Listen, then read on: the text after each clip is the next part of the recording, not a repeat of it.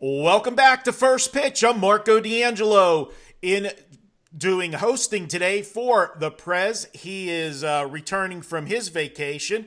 And joining me, speaking of vacations, Mr. Dave Cokin. Dave, how was your vacation? Well, you can't go wrong down in Del Mar, even without the horses running. And had some absolutely great meals, some time at the beach. Staying in a five-star hotel is rather nice. And I hated coming back, but that's, you got to come back. That's the way it goes. By the way, we did hit True Lux down there. So yeah. Well, I tell you what, I was waiting to see some pictures from you because I usually torment you when I got something good and send you a picture of it. Yeah, I don't think I took a single picture. I'm not a picture taker. My companion, she took care of that, and I think she took probably, I don't know.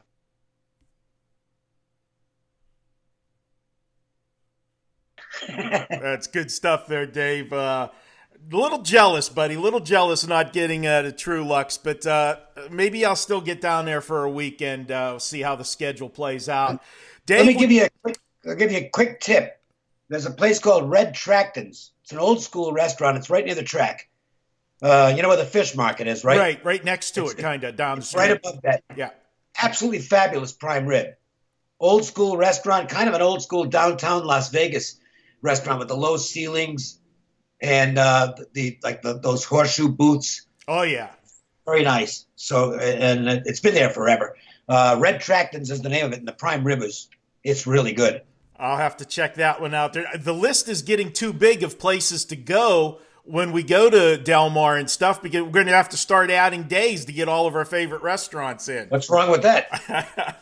All right, Dave, let's get things started. First game on the schedule, you got the Dodgers at Philadelphia. Big number on the Dodgers. Kershaw's on the mound. $175 laying on the road, 9.5 on the over-under. Of course, Dave, the thing that jumps out immediately is the Dodgers were on that Sunday night game, and unfortunately for me, I had a nice run going, but we were on Boston. I got my money's worth, but man, that base running blunder by the Red Sox, it's terrible. I was not happy with that, because I don't know how the Dodgers get out of that inning if they don't run themselves out of it. But you've got them in a bad traveling spot. It's not a long trip from Boston to Philly, obviously. But again, it was the Sunday night game, and they did go extra frames. And more importantly, they had to use a lot of pitchers last night. So how do you see this one with the big number in Kershaw? Yeah, I think you can make a little bit of a case for the Phillies, who are not playing great baseball, but at least got themselves a walk-off win yesterday. They had a 3-1 lead, blew it. Ranger Suarez, of all people, came in and cooled off the Nationals, got them out of an inning where it looked like the Nationals might take the lead. And now you've got L.A. as a big favorite tonight. Kershaw's numbers on the road, not quite as good at home as at home. One thing to be concerned with Kershaw, and this has been an ongoing thing all season, is his hard hit rate. Hard hit balls are balls with an exit velocity of more than 95%. And he's at a 41% hard hit rate on the season. So Kershaw's getting by. I'm not going to say with smoke and mirrors, but he's getting by on his mound savvy and guile more than his pure stuff these days, and he can get hit. Eflin has been better at home, but this is alarming. His last 3 appearances, his hard hit rate in his last 3 starts, 58%. So when opposing hitters are making contact, they're making very hard contact. That's an enormous percentage, 58% hard hit rate over his last 3 starts. That's not a guy I can back. So even though I think you can make a case to some value on the Phillies here, it's probably not enough for me to, considering the Eflin numbers, for me to actually make a bet on the game. Yeah, and you talk about Eflin, and here's one time where the advanced metrics and the old school numbers, ERA and WHIP, definitely match up. Those last 3 starts for Eflin, 9.64 ERA, Dave, and a WHIP of 2.14. That's not going to get it done, and it's not like he's pitching at Colorado or something. He's pitching in Philadelphia. That's not good numbers. But I will give you one stat here on the Dodgers. First off, Kershaw, although he's only taken the loss in one of them, the Dodgers have lost the last 3 games that Kershaw has started, and this season, not that it's happened often, but if the Dodgers blew a save situation, which they did last night, they're 1-7 in their next game this season. So just some notable numbers there with a very, very big road favorite. Moving on to the next game, and you want to talk about two teams going in opposite directions. Cincinnati at the Cubs. Cincinnati's coming out of a series in Colorado. And I'm going to give you a little stat right out of the gate on this one, Dave. And I confirmed this one this morning with our buddy Ralph Michaels. Last 10 times that a team has played a series in Colorado and then their next series is on the road again, that first game off of the Colorado, it's 1-9 the last 10. That's a pretty alarming stat to look at. In the current form of Cincinnati, scares me as well. Just 1-4 their last 5, while the Cubs are 5-1. But the flip side to that is if there's anybody you want on the mound for the Reds, it's Castillo. This guy's pitching fantastic baseball, and Hendricks is not. How do you see this one? Well, the thing is, Hendricks is having one of those seasons where he's been much better at home than on the road. If you look at the game score average, it's mid-50s overall, which is okay, but it's really good at home. His average game score at Wrigley is 65. That's very good. So he's where he wants to be. Castillo not as good on the road as at home. Hard hit rates creeping up a bit. He's still a really good pitcher. I think, however, that the market has pushed me out of this game. At 127, I think there's a good chance I'd have been on the Cubs, which is where it opened. But now it's in the mid-140s. I don't think I want to lay that much against a pitcher of the caliber of Castillo. Now, those stats will certainly keep me away from even considering Cincinnati, the numbers you gave. And that's an old angle, by the way. First game out of Colorado, and it was a draining series for the Reds. They had to go through a lot of pitchers. The games were wild, high-scoring affairs, at least the last two were. I think I would lean Cubs here, but again, the market has pushed me away from playing it, so I'm not going to be involved. Where I'm looking at, Dave, I like the under in this game, and I think the market is inflated a little bit on this game because of Hendricks' recent games. But as you said, you talk about a pitcher with a home-road dichotomy. His ERA at home is 1.65, and his whip is 0.87. Company that with Castillo, the way he has been pitching, I'm going to go ahead and look at the under 10 here. You're looking at a big number because of Hendricks and the fact that Cincinnati had that big series in Colorado where they scored all of the runs. Yeah, and you got a little breeze going out tonight. And here's another stat for you. Following a win this season, if the Cubs are off a win, Hendricks is 8-1 to the under in his next start. And Castillo in night games this season, 9-1 to the under. So that's where I'm lining up for this one. Keeping the theme going in the next game, Dave, talk about two teams heading down opposite lanes of the road, man. Atlanta and Milwaukee. You got Atlanta. They're playing as good a baseball as they've played all year. They're on a 7-1 run the last 8, and they're taking on a Milwaukee Brewers team that is just getting lit up. 2-7 their last 9.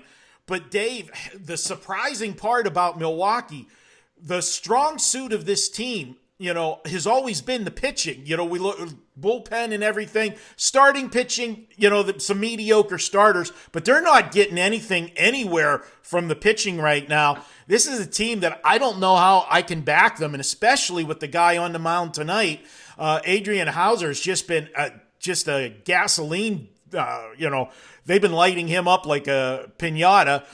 How do you see this one? And Fried's regressing as well.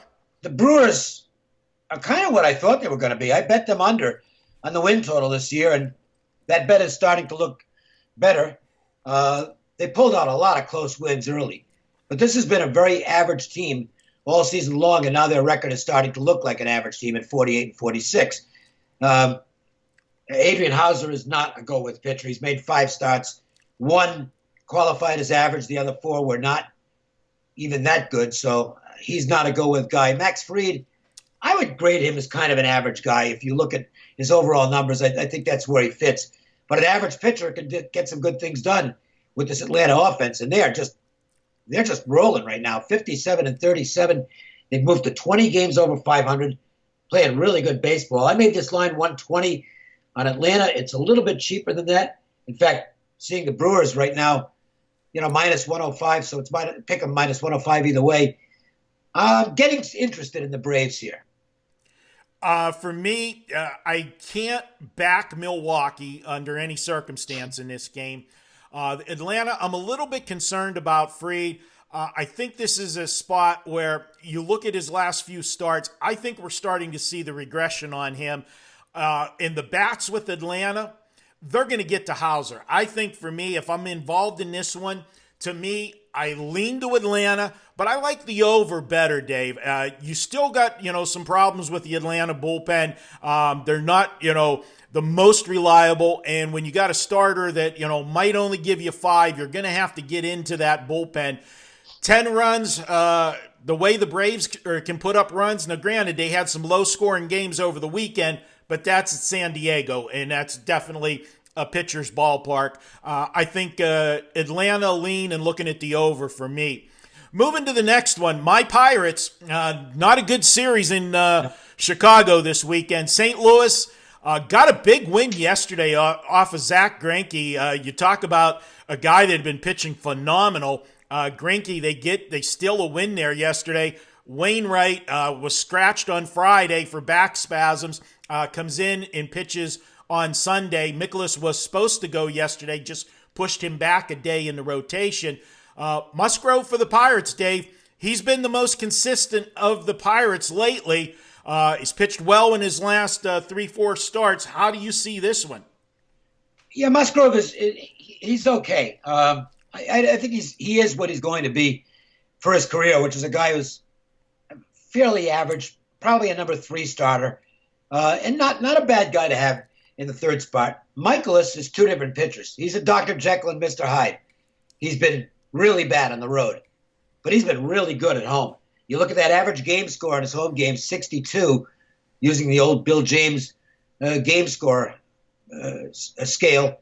That's good. And, the Cardinals at least have gotten their nose back above 500 at 46-45. I think this game is priced about right. I was hoping it would come cheaper in the Cardinals, and it might have if the Cubs hadn't swept the Pirates over the weekend. But, the line adjusts for what teams are doing currently. And Pittsburgh had a bad weekend, so now you're back in the 140 range. And that to me is unplayable. I can't lay 140 with Mikolas. So it's a pass for me, but I think the Cardinals will win the game. Yeah, and speaking of Musgrove, last 4 starts, he's given up a total of 4 runs, Dave. But he has not had a good history against St. Louis. He's been lit up against St. Louis. He's had 4 starts, ERA of 6.95 and a whip of 1.36. And yes, Mikolas, the home road dichotomy is pretty severe. 2.48 ERA at home versus 7.40 on the road. I know they took 2 out of 3 from Arizona, Dave. I just don't trust this St. Louis team. I was high on them at the beginning of the season, and, we're past the halfway point, and I'm not seeing that move that I was waiting to see from St. Louis. So I can't lay the price with them like you said. This number is, reached a point where it's unplayable for the St. Louis side, and I really can't get excited about the Pirates. If push came to shove, I probably would look at the Pirates, but it's not looking like a game I'll be involved in. No, and, look, the Cardinals, I don't think they're going to really change. Matt Carpenter's having a terrible year. He is not getting a hot streak. Goldschmidt seems to be maybe warming up. Ozuna's still out. Molina is going to be out for, I guess, the rest of the month. That's a big loss for them. I just don't see them changing their stripes at this point. I think they are what they are, which is pretty much a 500 team. I agree with you, Dave. We're going to skip over the San Francisco, Colorado. They're playing a day-night doubleheader, and it's just always tough to handicap these doubleheader, Daves, when you don't know who got used in the first game and so forth. And then, a lot of times it sets up, I know you like angle plays sometimes in the second game based off of something that happened in the first game. So really no need to talk about those two. And we don't even have a pitcher in the second game for Colorado as of now. So, kind of tough to size things up when you don't know who's going to be on the mound. For sure. One that we do know who's going to be on the mound, and as the season's progressing, it looks like this is going to be the two teams in the AL East, and that's Tampa Bay and the Yankees. You got Blake Snell on the mound for Tampa, and he's going against James Paxton that was really having some struggles earlier in the year. But right now, last two starts, Dave, Paxton may have found the groove, although he went 6 innings in both of those starts. 14-2 strikeout to walk ratio. But for me, the big thing was 11 strikeouts in his last outing. This is a guy that had not been putting up big strikeout numbers, and now he did. Is that the buy sign for Paxton, that he's found himself now? I don't know. I wouldn't. I'm not anxious to go against him particularly, but I don't know. I'm watching him pitch. To me, he's been okay, but not as dominant as the Yankees would have hoped. And it's really tough to get a handle on Blake Snell, who seems to have bounced back off that really bad slump that he had, including a disastrous start at Yankee Stadium, which was, I guess, the worst outing of his career. But he seems to have bounced back, and the Rays have gotten warm again. They're back to 15 games over 500. They're 6 in back of the Yankees, but 8 in the loss column. I don't think they're going to catch them. The good news for the Rays is they were 2-9 against the Yankees and had given away some games in the series, and it was like, boy, they can't get past this mental hurdle of playing this team. But they did win the last 2 meetings, so that will help their confidence. Look, on my numbers, Snell is playable here. I do think there's value in Tampa at the price. But given his missteps against the Yankees, it's tough to make a real good case for him. So it's a game I'm going to stay out of, but I would not play the Yankees at this price, I can tell you that. Yeah, my concern with Snell, although his last 2 outings were good, he gave up 1 run in 5 innings at home to the Yankees in his last start. Yep. And the start before that, he shut down a hot Texas club, allowing just 2 runs and struck out 12 over 6 innings. Both of those were at home, Dave. His road ERA is 6.48, and his whip is 1.53. Those are big numbers, man, that concerns me. I got to see him have a good start on the road before I jump back on the Snell bandwagon. But I just can't lay that big of a number with the Yankees in this one against a very good Tampa Bay squad. Obviously, the Yankees are the best team looking in the AL East for sure, maybe in the entire AL. But we'll move on to the next game, Dave. And we're taking a look at Toronto at Boston. Boston, I got to ask you, Dave, after last night, man, they had nothing left in the bullpen. Not that I was thrilled with anything that was left there in the bullpen last night, but after you play a game like that, and against the Dodgers, irregardless of the fact that it was the World Series rematch and everything, it's still the Dodgers. That's a big interleague series, Boston, LA, to go with. And one note for our listeners, I was on Boston yesterday and I lost. One of the reasons that I did take Boston yesterday for interleague play, they have been one of the best teams in the interleague play over the last 3 years. Now, with yesterday's loss, I believe that puts them at 39-14 last 3 years in interleague play. That's just an incredible number. But now they take on a division opponent, Toronto, who right now, Dave, they can't score any runs. You look at their last 6 games, they have scored 2 runs or less in 5 of the 6 games. Now they're going into Boston. It's a bad spot for Boston, but can you back a Toronto team with Thornton on the mound and they're not hitting?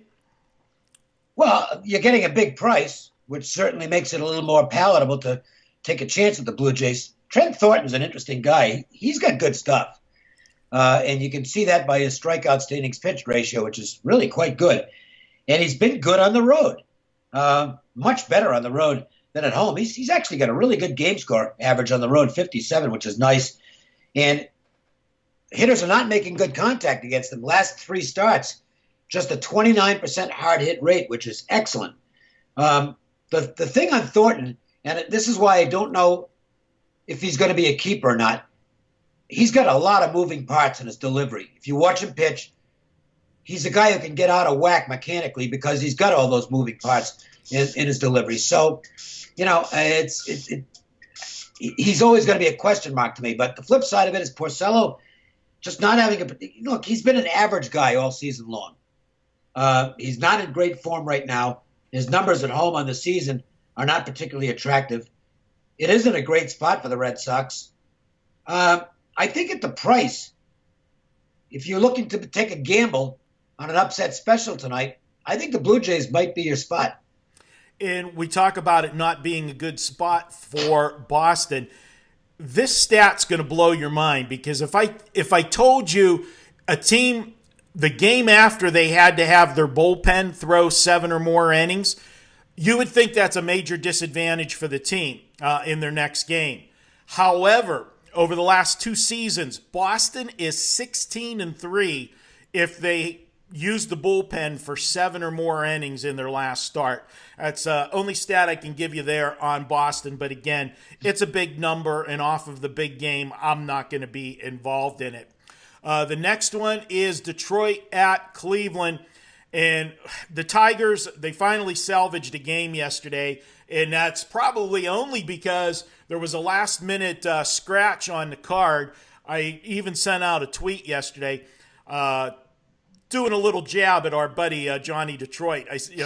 When Homer Bailey was listed as the starter, Kansas City was minus $1.60 yesterday, Dave. And I said, how bad are the Tigers that you've got Kansas City 30 games under 500, laying 160 with Homer Bailey on the mound? That tells you how bad things are going for Detroit. Now, they ended up scratching Homer Bailey. He got traded yesterday, last-minute trade, took him out of it, and so the Tigers were able to salvage that last game. They went against Flynn in that one, and they put up a 12 spot. But this is a team that had lost 5 in a row before that. Cleveland, you got to wonder what their mental state is coming out of the Minnesota series. This is a team that went into that series red hot, and if they were ever going to make a move, this was the series to close the gap on Minnesota. They lose the first 2 games of the series and then held on life and death to win 4-3 yesterday. Does that kill their momentum, losing the 2 out of 3 to Minnie? I don't think it does, because they got the last game. So, they only dropped 1 game in this series, and they've got a chance to make some hay because they've got Detroit and Kansas City coming up, I think, for the next 7 games. So, I think that the Indians can look at that and say, boy, we got to get 5 out of 7 here. They're still hanging around. I don't think they're going to catch the Twins, but, it wasn't a disaster for them. Had they lost yesterday and gotten swept by the Twins, that would have been really bad. But they're still at least hanging around. Plutko goes tonight. I'm not going to lay a price with him. I've expressed before that I don't think he's that good. He's a very fly ball-oriented pitcher. And I don't know. I know they look at him as a guy who could develop into a Trevor Bauer. That's his role model, if you will. But I have my doubts about that. Daniel Norris has been kind of, just an average guy. He hasn't been as bad as I thought he might be. But he also hasn't been that good either. And the issue here is the Tigers are really, really awful. Just an absolutely horrible baseball team. So, 2-1, that's going to keep me out of the game, but I have no interest in the Tigers whatsoever. All right. And next game is the White Sox in Kansas City. Giolito goes against Junis. Good matchup as far as Kansas City sending Junis out, but the White Sox with Giolito, that is the metrics guy. We all like Giolito. How do you see this one with the White Sox? Look, Giolito's pitching great ball for the White Sox. And look at this. This is amazing. You almost don't see numbers like this. In his last 3 starts, his hard hit rate, and again, that's percentage of balls with an exit velocity of over 95, 14.5%. That is incredibly low. So he's either striking guys out or when they make contact, they're not doing much. He's dominated the Royals twice this year, had 2 really big game scores against them. Hasn't been quite as good on the road as at home, but guy's having a really great season. Junis, he falls into the same category I just talked about with Daniel Norris. He's that type of guy. He's just kind of a middle-of-the-road guy. He's got 2 pitches. If he's locating them, he can be okay. If he's not commanding his pitches well, he can get absolutely destroyed. The White Sox, not a good road team, not playing good baseball.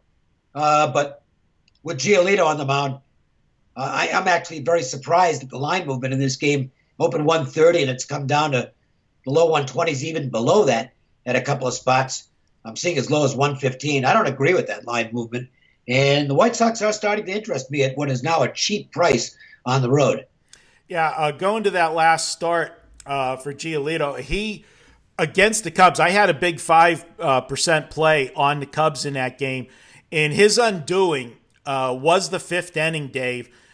Didn't get anybody out. Walked the bases loaded in that game. That was a problem. And that's now 2 of his last 3 starts. He's had control problems. He had 5 walks in 4 innings against the Cubs, and then you go back 3 back against Boston. He had 4 walks in 5 2/3 at Boston, and that was his undoing in both games. We all know, when you've got the control, pitchers, especially a guy that's got stuff like he does, going to be tough. But whenever the control goes away and they start walking guys, you're definitely asking for trouble. It is, but there's one thing that enters into it, and we'll see if it plays out tonight. Look, he was getting a phenomenal number of swings and misses on pitches outside the strike zone with the stuff that he's got. Hitters are starting to get more patient against him, and that's contributed to the walks the last couple of starts. But those starts were against the Red Sox and the Cubs. Right. Two very patient teams that will take pitches. Now, the Royals, they don't do that. The Royals get up there and they wail away. They're swinging. They swing.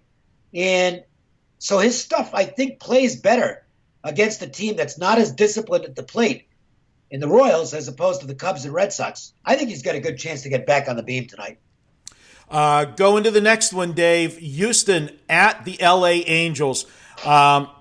First off, the Angels. Dave, you and I are, go way back as far as, just being pure sports.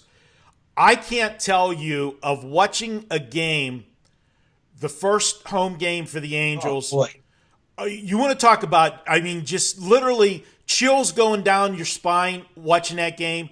You couldn't have made a movie that would, that was more emotional and touching. And then for everything that happened in that game, a combined no-hitter. And not only a combined no-hitter, it was against 2 journeyman-type pitchers. These are not, Felix Pena, come on, tossing a no-hitter over 8 innings. Then you look at putting up all the runs that they did. 13 runs, 7 of them in the first inning.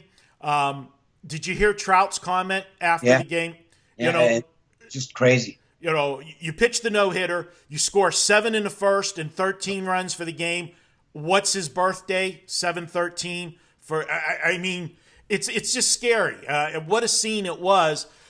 Houston, they came off a series at Texas where the first 2 games of the series they lost. And Dave, if there was any one team that really had a scheduling disadvantage coming out of the All-Star break, it was the Houston Astros. Now, granted, they only had to go to Texas, but for whatever reason, Major League Baseball had them play on Thursday, Houston, Texas, 1 game when all the rest of the league started on Friday. And what team had the most players in the All-Star game?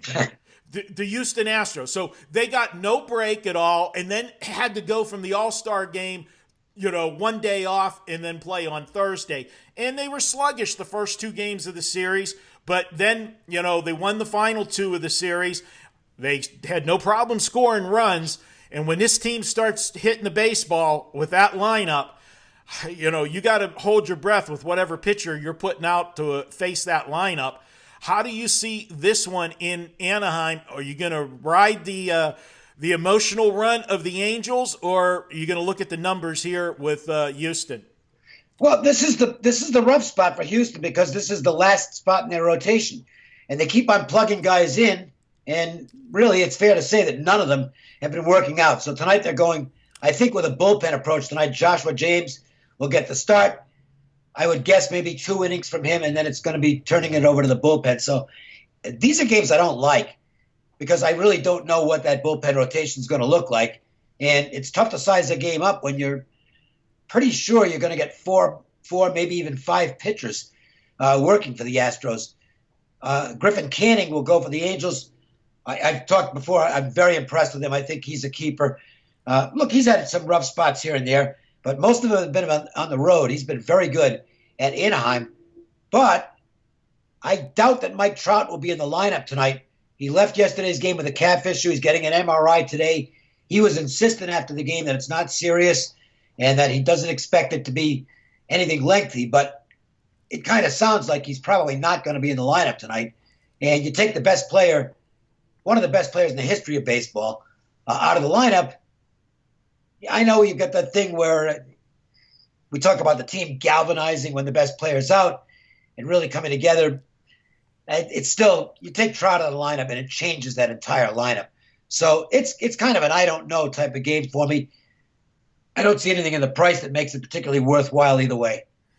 Yeah, it's a situation where you take a guy out of the lineup like Trout, Dave. It's almost like taking 2 guys out of the lineup because it doesn't, you can take the next best hitter, if you need to and pitch around him. When you've got a couple guys in the lineup, you can't pitch around everybody. So I agree with you there. And when you're facing a lineup that can put up runs as fast as Houston can, makes it a tough situation. Again, probably a game I won't get involved in. But, the Angels, if I knew Trout was in the lineup, I would be tempted to take the Angels tonight in this one. And they priced it that way, too. Because I think this line's maybe 110 if Trout's in the lineup, but they're expecting him not to be, so it's 120, and I think it might go up. Yeah, I've seen a 122 on the board right now as it has been creeping up. Dave, that covers the card. The only other game was the second game of the doubleheader there, or actually at the bottom of the schedule, the first game for San Francisco and Colorado. Of these games we talked about today, Dave, any of them that strike your fancy you want to give as a free play? No, I'm not going to give a free play, but I will tell you that it's $9 Monday at Wager Talk, and I am going to put a play up. I have not put it up yet. It'll be up in a little while. And you've been red hot, Dave. Numbers are good. You have. You've been, what's that current streak? 22-9 last 30 days, plus 47%. That's a nice little windfall there. It's not bad. And I think I'm going to probably, now if you've listened to this whole broadcast, you might have an idea. I kind of tipped it off, but I'm probably going to take a price with a team that I think, I'm not going to say I think they've got a great chance to win the game, but at the price, I think they're takeable. And so that gives you a clue as to who I'm going to take. But if you're not sure, if you're one of those people who didn't bother to listen to the whole podcast, it'll be $9 at Wager Talk, and it should be up, I would say, we're doing this at about 9:30 Pacific time. It should be up by about 10:30. All right, no problem. I'll have my game up as well. Dave, I'll be joining you today on Las Vegas Sportsline. Tell our viewers if they want to tune into the show, what do we got lined up today? Well, it's our Station Casinos Monday edition. We're sponsored by some of the best hotel casino sports books in town, and Station Casinos certainly fits that bill, especially with the comps and rewards points that they have. It's a pretty good setup. Chuck Esposito will be with us today, and Chuck is well-versed in every sport, but he is just as good as it gets in the NFL. He loves the NFL. We're going to start our divisional breakdowns today, so we're going to look at the NFC East today. We'll break down the 4 teams from a betting standpoint and from an analysis standpoint. You and I will get into the baseball card as well. We'll start looking at the British Open, which goes this weekend. We'll even touch on a big, huge fight taking place in Las Vegas this weekend. It's Pacquiao and Thurman, and some lopsided betting action so far on that fight. So make sure and listen between 2 and 3 on ESPN Las Vegas. It's available at lvsportsnetwork.com if you want to listen to the archived version, and we should have a lot of fun. Sounds good, Dave. That's going to wrap it up for today's show. I appreciate you joining me today, sitting in for the Prez. We should have the Prez back in the host seat tomorrow. My apologies for that, Dave, but we got to do what we got to do. I got to give my little dig to the Prez. So that's it for today's First Pitch for Monday, July 15th. Good luck with all of your wagers, guys. We'll be back tomorrow. First Pitch for Tuesday. Good luck today, guys. See you next time.